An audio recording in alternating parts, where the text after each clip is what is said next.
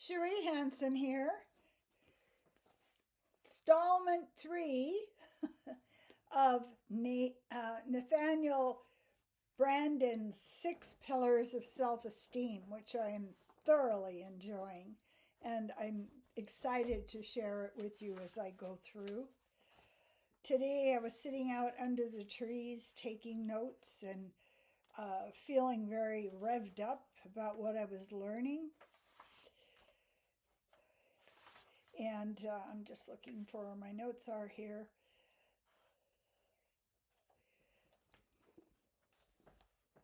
We were talking about how genius or high self-esteem can be said to be nerve.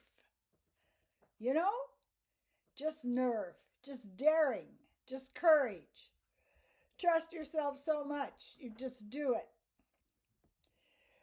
He talks about the internal sources of self-esteem.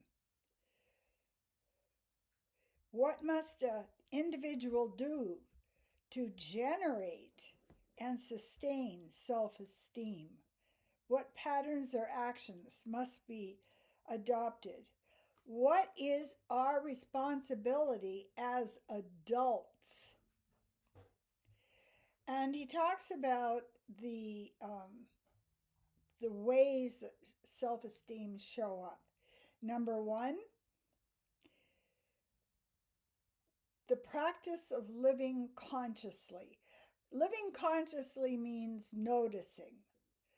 And he talks about this quite a bit. There are some people who actually notice what they're feeling and thinking and choosing and setting as goals and set intentions. And there are other people that just sail through life and don't even pay attention to what they're doing and choosing. The practice of self-acceptance. Now, this is a really interesting one because it's kind of like picking a rose. You know, it's really beautiful. It smells good. You wrap your hand around it and you wound yourself. Sometimes we are conditioned to be very critical of the self. I didn't do enough. It wasn't perfect enough. So our relationship with ourselves is conditional. We internalize the relationship our parents had with us. I will love you only as long as you do this. In my instance, it made me a workaholic. Other teenagers were out swimming and partying and drinking. And when I came home from university, I stripped and waxed my mother's floors and got her laundry caught up because I was constantly auditioning for her favor. So I put myself in the kind of position of a servant. And self-acceptance doesn't show up that way. Self-acceptance is, you know, you're gnarly today, you're really rumpled, your face looks like an elephant slept on it. I love you anyway. Self-responsibility. This is a really interesting term. When we have self-responsibility, we come into a place where we don't allow victimhood any longer. I am not the victim of the world or people around me. I am the captain of my steamboat. And I don't care how many logs you put back there, I'll pull them. So what responsibilities do you have to yourself, and do you carry those out?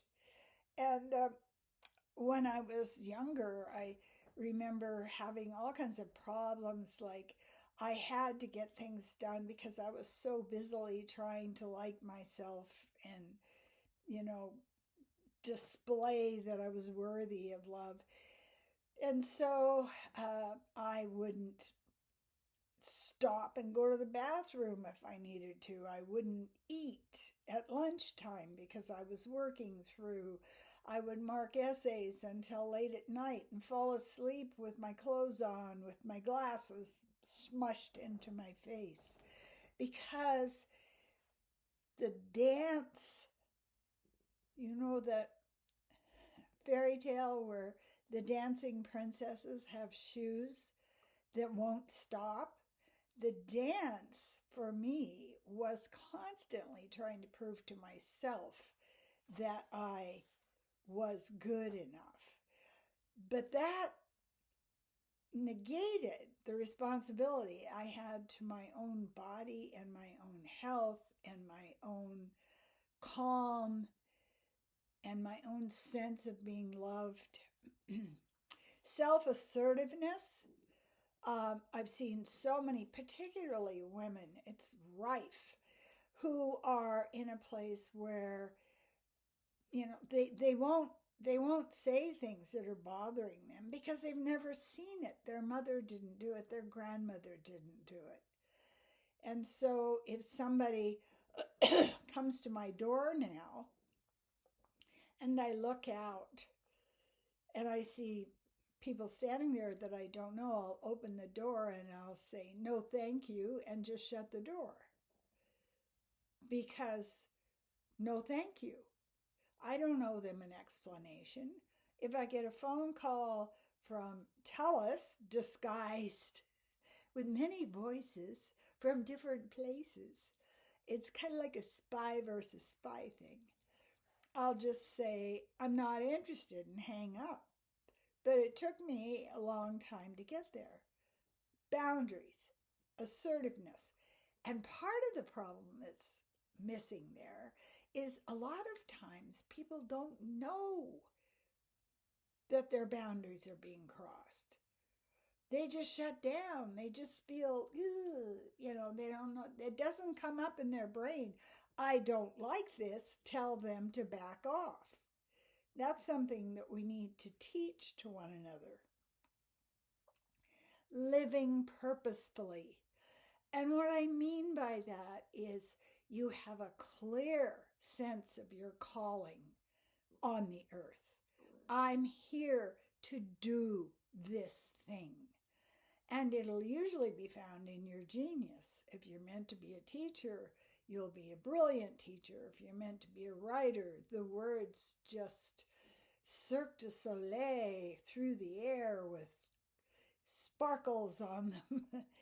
So think about what your purpose is and get rid of this concept of I'm just frightened and scared, so I'm going to do something to distract myself.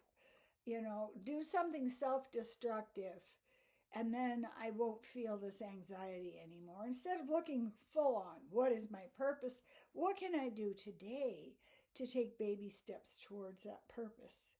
And personal integrity. Now that's a hard one. I'll confess to you that I had problems with that for a long time. If I believed people wouldn't understand me, I would exaggerate. You know, say there were 10 pigeons sitting on a electric wire.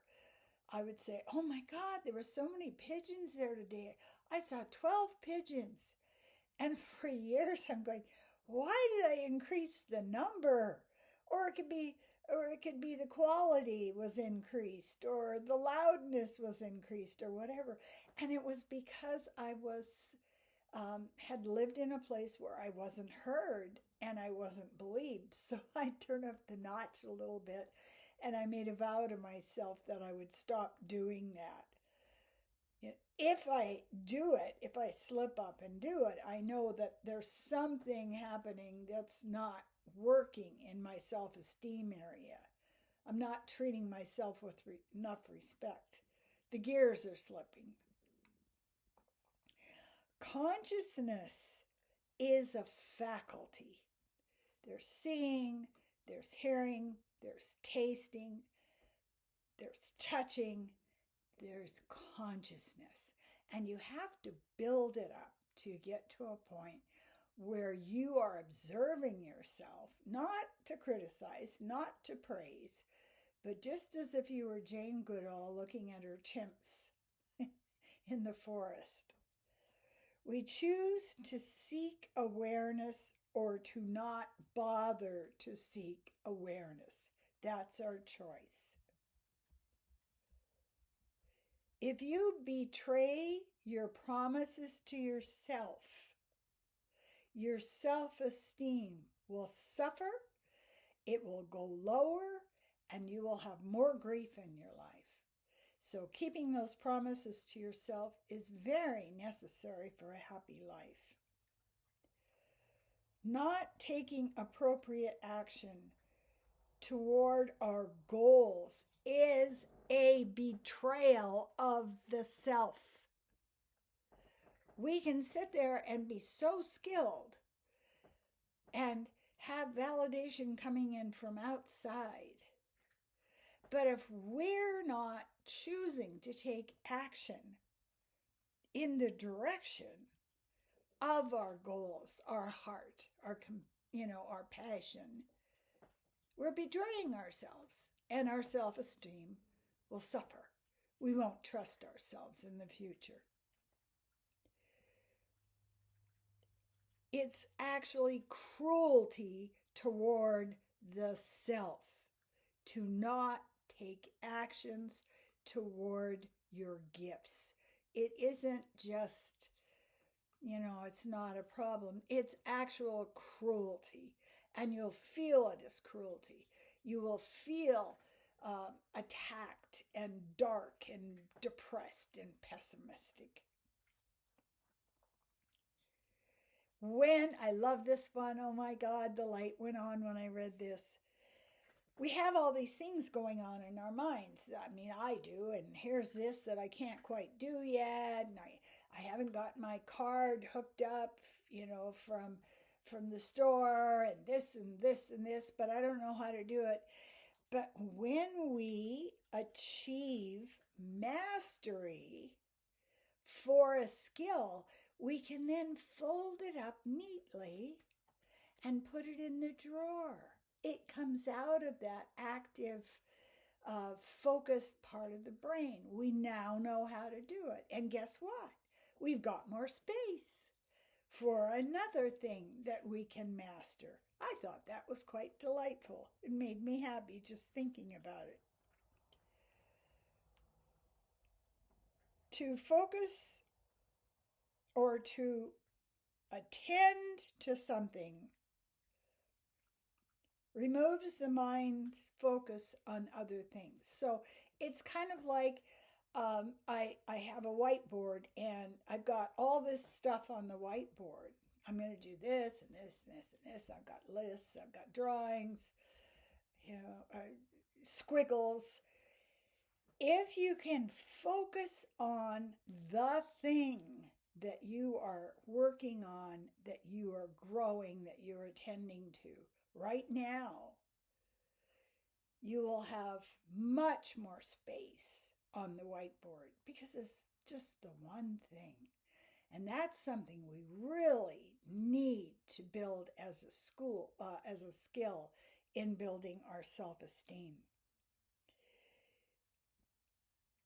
Being responsible means choosing to see reality. Choose to see reality. Oh, yes, the tale of my 45 years with different men that I lived with.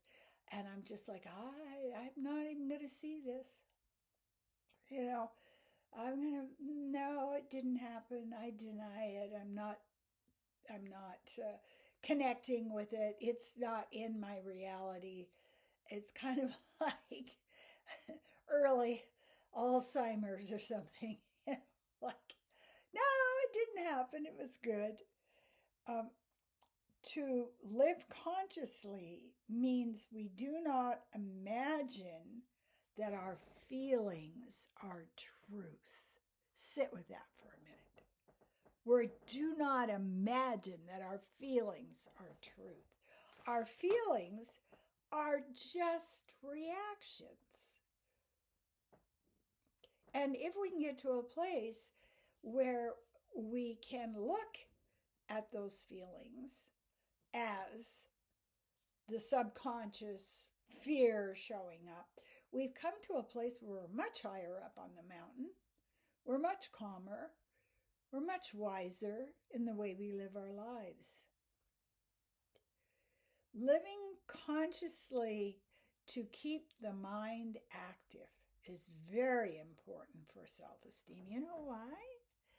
Because if you don't, you're going to get so bored.